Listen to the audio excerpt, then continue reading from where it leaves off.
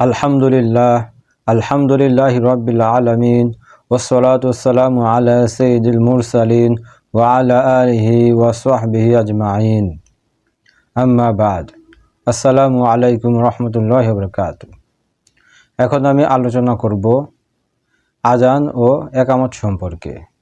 আযান ও ইকামত সম্পর্কে যে বিষয়ের উপর আলোচনা করব সেই বিষয়গুলি হচ্ছে আযানের মধ্যে মুয়াজ্জিন সম্পর্কিত মাসাইল, আযান দেওয়ার সুন্নত ও মুস্তাহাব তরিকা, আযান ও ইকামতের মধ্যে প্রচলিত ভুল, ইকামতের ভুল,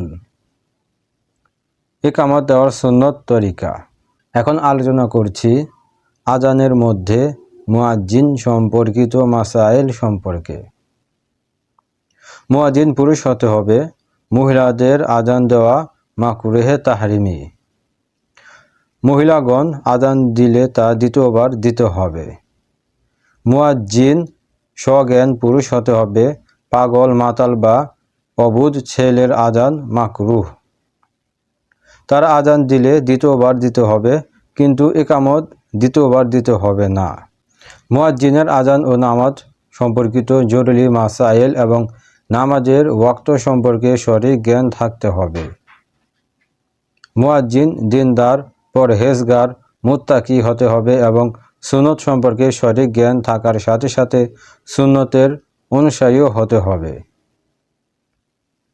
উচ্চ ও আকর্ষণীয় কণ্ঠস্বর বিশিষ্ট ব্যক্তিকে মুয়াজ্জিন নিযুক্ত করা উত্তম। এখন আলোচনা করছি আযান দেওয়ার সুন্নত ও মুস্তাহাব তরিকা সম্পর্কে। মসজিদের ভিতরে উঁচু জায়গায় দাঁড়িয়ে আযান দিতে হবে। মসজিদের ভিতরে আযান দেওয়া মাকরুহে তানজিহি, কিন্তু জুমার সানি আযান মসজিদের ভিতরে মিম্বারের সামনে দাঁড়িয়ে দিবে। সানি আযান দেওয়ার জন্য প্রথম কাতারে দাঁড়ানো জরুরি নয়, যে কোনো কাতার থেকেই আযান দেওয়া যায়, তবে খতিবের বরাবর দাঁড়ানো জরুরি। দাঁড়িয়ে আযান দিতে হবে। বসে আযান দেওয়া খেলাফে সুন্নত। বসে আযান দেওয়া হলে সেই আযান দ্বিতীয়বার দিতে হবে, তবে মাজুর ব্যক্তি নিজের নামাজের জন্য বসে আযান দিতে পারবে। আযান যথাসম্ভব উচ্চ স্বরে দিতে হবে। আযান দেওয়ার সময় উভয় হাতের শাহাদাত আঙ্গুল উভয় কানের ছিদ্রে রাখা মুস্তাহাব। আযানের শব্দগুলি টেনে টেনে আদায় করবে, তবে আল্লাহ শব্দের লামকে এক আলিফের বেশি টানবে না এবং প্রতি দুই কালেমার পর এতটুকু সময় চুপ করে থাকবে যেন শ্রোতাগণ তার জবাব দিতে পারে। আর যদি জবাব দেওয়ার সময় না দেওয়া হয় তাহলে পুনরায় আযান দেওয়া মুস্তাহাব। আযানের মধ্যে হাইয়া আলাস সালাহ বলার পূর্বে ডান দিকে মুখ ফিরাবে এবং হাইয়া আলাল ফালাহ বলার পূর্বে বাম দিকে মুখ ফিরাবে, কিন্তু সিনা এবং পা ঘুরাবে না। ওজোর সাথে কিবলামুখী হয়ে আযান দিতে হবে। বিভিন্ন মসজিদে আযান হতে থাকলে নিজের মহল্লার মসজিদ বা যে মসজিদে নামাজ পড়বে সেই মসজিদের আযানে জবাব দেওয়া মুস্তাহাব।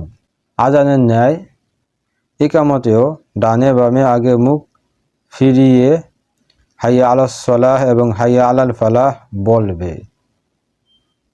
বড় নাপাকি হদসে আকবার হতে পবিত্র হয়ে আযান দেওয়া সুন্নত।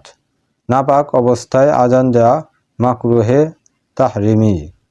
যার উপর গোসল ফরজ হয়েছে সে যদি গোসল না করে আযান দেয় তবে পুনরায় আযান দিতে হবে। বিনা উজুতে ইকামত দেওয়া মাকরুহে তাহরিমি। তরতিব ঠিক রেখে আযান ও ইকামত দেওয়া সুন্নত।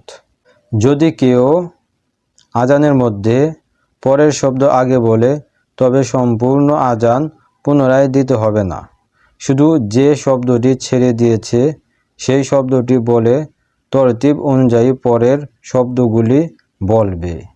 যে সমস্ত নামাজ ফরজে আইন সেই নামাজগুলোর জন্য একবার আযান দেয়া সুন্নতে কিফায়া। আজানের জবাব দেওয়া বড় সওয়াবের আমল। আশহাদু আন্না মুহাম্মাদার রাসূলুল্লাহ এর জবাবে আশহাদু আন্না মুহাম্মাদার রাসূলুল্লাহ বলবে, সাল্লাল্লাহু আলাইহি ওয়াসাল্লাম বলবে না। অবশ্যই আজানের পর দুরূদ শরীফ পড়বে। আজানের ন্যায় ইকামতের জবাব দিবে। আজান শেষ হলে প্রথমে দুরূদ শরীফ পাঠ করবে, অতঃপর দোয়া পড়বে।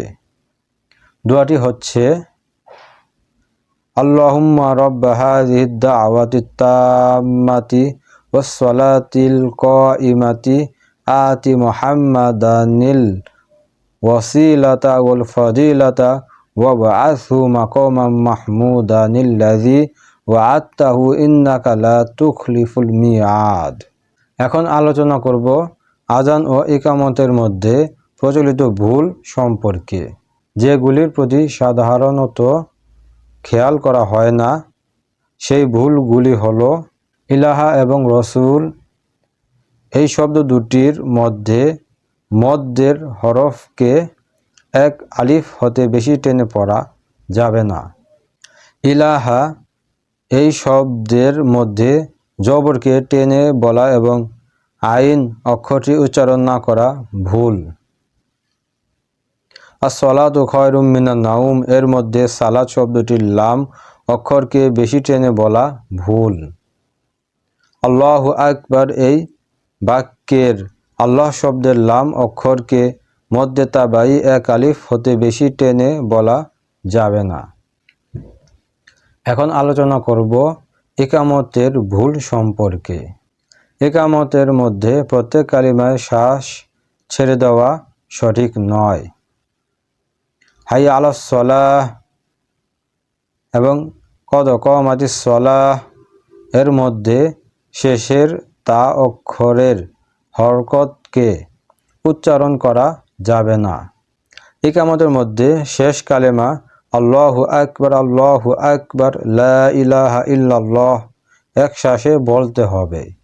এখন আলোচনা করব ইকামত দেওয়ার সুন্নত তরিকা সম্পর্কে। আল্লাহু আকবার আল্লাহু আকবার আল্লাহু আকবার আল্লাহু আকবার,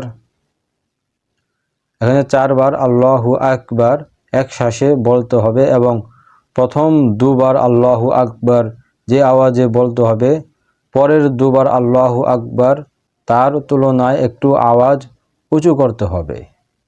যেমন আল্লাহু আকবার আল্লাহু আকবার আল্লাহু আকবার আল্লাহু আকবার এভাবে।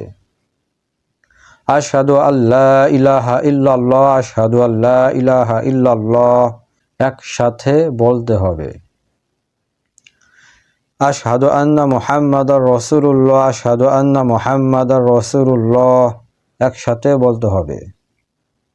হাইয়া আলাস সালাহ একসাথে বলতে হবে। হাইয়া আলাল ফালাহ একসাথে বলতে হবে।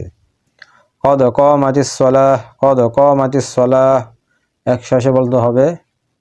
আল্লাহু আকবার লা ইলাহা ইল্লাল্লাহ একসাথে বলতে হবে। আজানের ন্যায় ইকামতের প্রত্যেক কালেমার শেষ অক্ষর সাকিন হবে। ওয়া আখির দাওয়ানা আনিল হামদুলিল্লাহি রাব্বিল আলামিন। আসসালামু আলাইকুম ওয়া রাহমাতুল্লাহি ওয়া বারাকাতুহু।